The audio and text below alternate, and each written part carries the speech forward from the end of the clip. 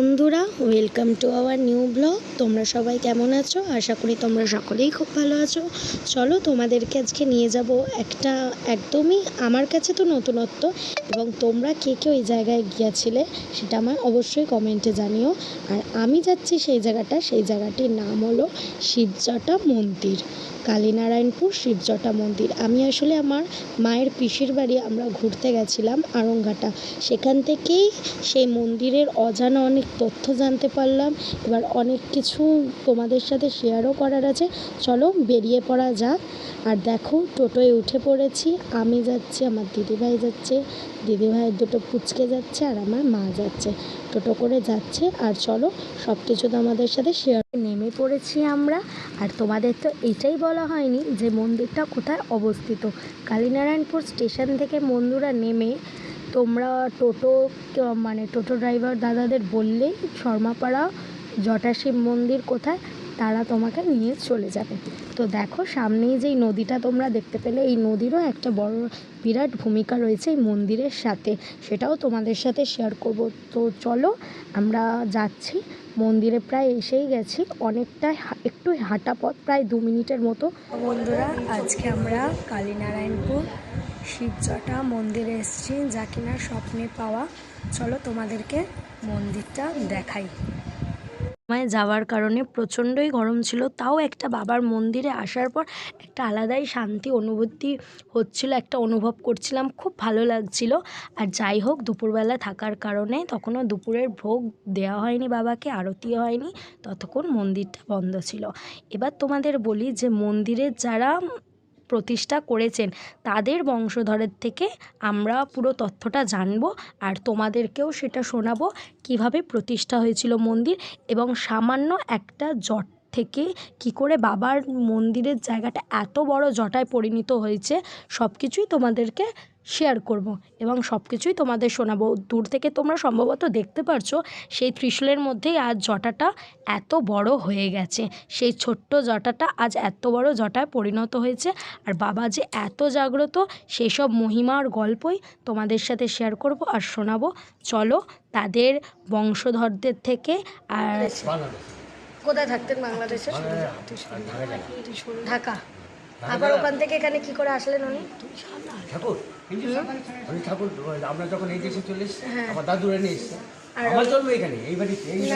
ওই বাবাও তখন ওখানেই ছিল? ওখানে ছিল, ওখান থেকে ওই বাক্স করে বেলপুর করে নিয়ে এসছে। হ্যাঁ হ্যাঁ। আর উনি মহাদেব কি ঘরে ছিলেন না? হ্যাঁ, ঘর আসতো। আর ওনার উনি স্বপ্নে হাতের মধ্যে কিছু। আর মহাদেব এসে কিরকম পাগল হয়ে গেছিলেন, কি বললেন এটা? এটা বললো যে পেয়েছি। আচ্ছা, মহাদেব ওনার কাছে গেছিল, আমি এসছি, আমার ডাকিছে, তো আমি এসছি, আমাকে খাওয়ার দেবে। উনি অন্য ঘরে খাবার আনতে গেল, খাওয়াতে এসে দেখে মহাদেব না ছিল না, চলে গেল। তখন উনি একটু মাথাটা একটু ডিফেক্ট হয়ে গেল, আমি মহাদেব পেলাম, থাকলো না। তখন উনি ওনাকে কিছুদিন পরে একটা হাতের মধ্যে জল বলে, এটি আমি এটি পুজো করি, এটি সব এই জল, এইটুক ছিল এত বড়। এই জল বড় হয়, এখনো বড়। এটা 1 ইঞ্চির মতো ছিল। আমরা দেখছি, আমরা তো একটু দেখছি, ছোটবেলা আপনারা একটু দেখেছিলেন। হ্যাঁ হ্যাঁ, মানে ও বাবা আবার ঘুমায়, ওই জ্বরটাকেই শোয়ানো হয় না। বাবাকে লিঙ্গও না, বাবা নিজের মধ্যে দিয়ে ঘুমিয়ে পড়ে, মানে ওনারা বুঝিয়ে দিয়েছে, খাট রেখে দিয়েছে, বাবার রাতে বাবা নিজে থেকে যে খাটে, মানে রাত্রিরের যে শয়নটা মাঝে মাঝে ওই উলট পালট হয়ে যায়। ও আচ্ছা, চাদর টাদরগুলো উলট পালট হয়ে যায়।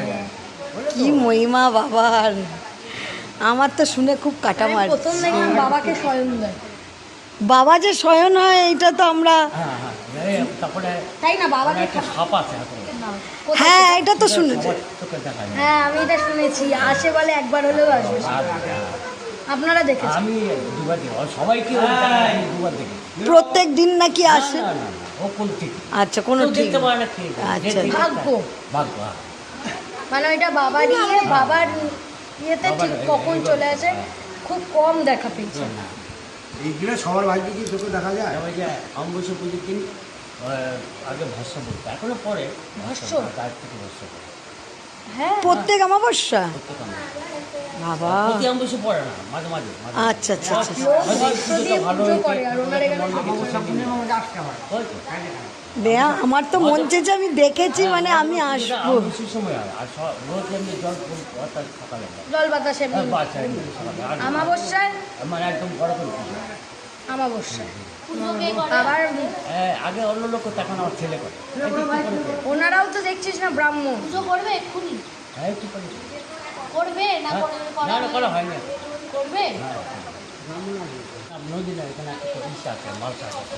মালসার মধ্যে জল জল ওটা অমাবস্যার পূর্ণিমা যখন হয় জল বার হতে হয়। ওই বাটিতেই বোঝা যায় আচ্ছা ওই বাটিতে জল রাখাটা কি ওনারা মানে আদেশ দিয়েছেন যে ওখানে জল রাখতে হবে হ্যাঁ বাটির মধ্যে যে জলটা রয়েছে থাকে, সবসময় থাকে। মানে না না যখন শুরু করলেন আপনারা পুজোটা প্রথম যে জল দিয়েছিল হ্যাঁ সেই জল এখনো আছে। সেই জল এখনো আছে মানে আপনার পিসিমা হ্যাঁ যে জল রেখেছিল জলটা কমে ভাই।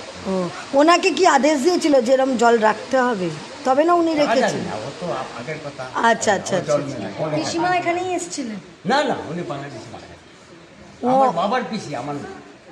আচ্ছা মানে ওনার পিসি আচ্ছা আপনারা কি বাংলাদেশে থাকতে এই জায়গায় চলে এসেছেন আমার জন্ম এখানে। না আপনার বাবা এখানে চলে এসেছিলেন হ্যাঁ আমার দাদু। বাড়ি ছিলই আপনাদের না আগে না, পরে জায়গা থাকে কিনে।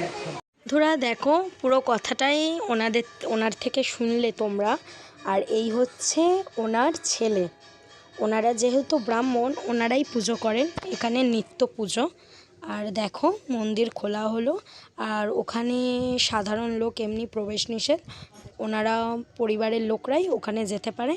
দেখো উনি পুজোতে বসে গেছেন, চলো তোমাদেরকে দেখাই। বন্ধুরা বাবার এই অপরূপ দৃশ্য আমি আমার জীবনে প্রথম দেখেছি। লিঙ্গ দেখেছি, মূর্তি দেখেছি, কিন্তু এই ছোট্ট একটা জট থেকে এত বড় যে জটা হতে পারে এটা সত্যি বাবার মহিমা না থাকলে এরকম কখনোই হতো না। আর নিচে যে বালিশটা মনে হচ্ছে বাবা স্বয়ং ওখানে বসে আছেন বাকছাল পরে। আর মনে হচ্ছে সাথে ওনার ত্রিশূল আছে স্বয়ং। মানে ওই দৃশ্য সামনাসামনি না দেখলে এত গা কাটা দেবে মানে আপনাদের বলে বোঝানো যাচ্ছে না। আর এই যে দেখুন ওনারা যে বললেন রাতে শয়ন দেওয়া হয়, কিন্তু ওই জটাটা ধরে এনে বাবাকে শয়ন দেওয়া হয় না। ওনারা বুঝতে পারেন যে বাবা শয়ন হয়েছেন, সেটা ভোরবেলায় উঠে দেখেন যে বিছানাটা একটু ওলট পালট থাকে, তো ওনারা সেইভাবেই বুঝে যান যে বাবার শয়ন হয়ে গেছে। বন্ধুরা আমি হয়তো জানি না, আপনারা জানেন কি না আমায় অবশ্যই কমেন্টে বলবেন। বাবার যে শয়ন হয় সেটা আমি আজ অবধি জানতাম না। মানে সত্যি বলতে গেলে একটা অদ্ভুত লীলা বলতে পারেন, মহিমা না থাকলে এগুলো অসম্ভব ব্যাপার। বাবার শয়নের আদেশ হয়েছে বাবার, যে বাবাও ঘুমোতে চান, রাতের বেলায় নিদ্রায় থাকতে পছন্দ করেন। ওনারা বুঝতে পারেন বাবা রাতে নিদ্রায় এসেছিলেন, সকালে সেই বিছানার চাদর ওলট পালট হয়ে থাকে। মানে এটা একটা সত্যি বন্ধুরা অবশ্যই আপনারা সময় পেলে এই কালীনারায়ণপুর থেকে যে আছে শর্মাপাড়া, আপনারা এই শিবজটা মন্দির অবশ্যই দর্শন করে আসুন বাবাকে। আপনাদেরও মন জুড়িয়ে যাবে বাবার এই অপরূপ দৃশ্য দেখে। সাধারণত যখন আমরা দাঁড়িয়েছিলাম আর যখন ওনার বাবার পুজো হচ্ছিলেন তখন স্বয়ং মনে হচ্ছিলেন বাবা বসে ঠাকুরমশাইয়ের থেকে পুজোটা নিচ্ছেন। একটা গায়ে কাটা দেওয়ার মতো দৃশ্য ছিল। আর বাবার জটা থেকে আমাবস্যায় যে ভস্মটা পড়ে সেটাও দেখার মতো। আমরা শুনেছি মহাকাল মন্দিরে বাবার 4টে যে ভস্ম আরতিটা হয় সেটা ভস্মটা দিয়ে বাবার আরতিটা, আর এখানে বাবার স্বয়ং নিজের জটাটা থেকে নিজের ভস্মটা পড়ছে। আর ওই মালসার কথা যে উনি বলেছিলেন, এই মালসার সাথে আর মন্দিরের সাথে যে নদীর একটা গুরুত্ব আছে সেটাও তোমাদের বলছি। মানে কয়েক বছর আগে দেখতো যে পাড়া প্রতিবেশীরা বাবার মন্দির থেকে একজন সাধুর মতো ধুতি পরে বেরিয়ে নদীর দিকে চলে যাচ্ছিলেন, তারপর তাকে আর কখনো দেখা যায়নি। মানে এটা প্রায় অনেকের মানে পাড়া প্রতিবেশী বলুন কি পরিবারের ওনার সদস্যদের থেকে বলুন ওনারা দেখেছেন। আর প্রতি আমাবস্যাতেই গাঁজার গন্ধ পাওয়া যায়। আর সবথেকে বড় কথা হচ্ছে যে নদীর যেরম জল জোয়ার ভাটা হয় সেই হিসাবেই জল মালসাতে জোয়ার হলে বাড়ে, ভাটা হলে কমে। এটাই সবথেকে বড় একটা বিশেষত্ব, সেটা তোমাদের বললাম।